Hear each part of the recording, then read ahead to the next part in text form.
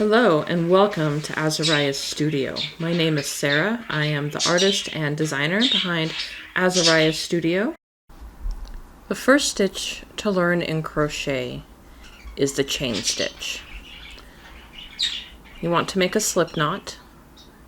If you don't know how to make a slip knot, please go to the video in the link below. I have my slip knot on my hook. I'm going to tension your yarn however is comfortable. Mine goes across all my fingers and then around my pinky one time. Everybody does this differently. The goal is to be able to have some tension on this yarn so that it's not just free flowing when you pull your hook. I can tighten my pinky and this yarn will not go anywhere. If I loosen it though, it'll come out. To make a chain, you're going to grab the working yarn. This is called the working yarn. The short one is the tail. Be sure you're grabbing the working yarn. Use the hook to pull it through that slip knot. Now I have a new loop. You're just going to continue to do this the number of times the pattern tells you to. If you are brand new to crocheting and you've never done this before, I suggest you sit and do this for a little while, just so you can get the feel of the yarn.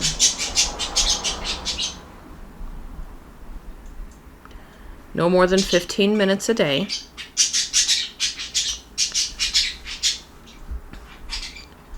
You want your chains to look uniform, to look like each other. You don't want them to be deathly tight, so don't yank on this yarn and strangle the hook, because that's going to make these little tiny chains. See how difficult that is for me to even do.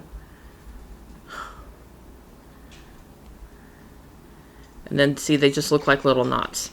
But on the other side of that, you don't want to have this huge loop thing going on here either, because that's not going to work. You want to keep things nice and uniform.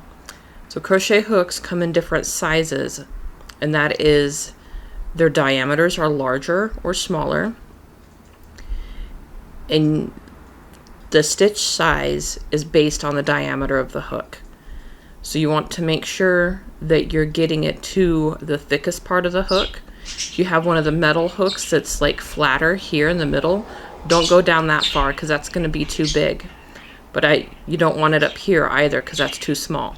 So stay around here, but see, keep it nice and loose, not too tight, or you get like these guys down here. And just keep making chains. When making a chain feels pretty good, it doesn't have to feel perfect, but when you're no longer getting frustrated with it, then you can move on to the next one.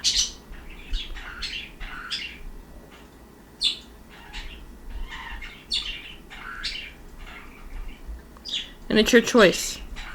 There's plenty of yarn in the world, and sheep grow more wool every year. You can rip it out and start again, or you can cut it off and throw it away, cut it off and save it so you can see your progress.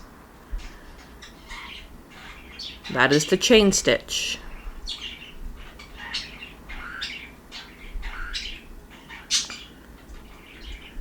Thank you for watching. Don't forget to like and subscribe for more. Happy making!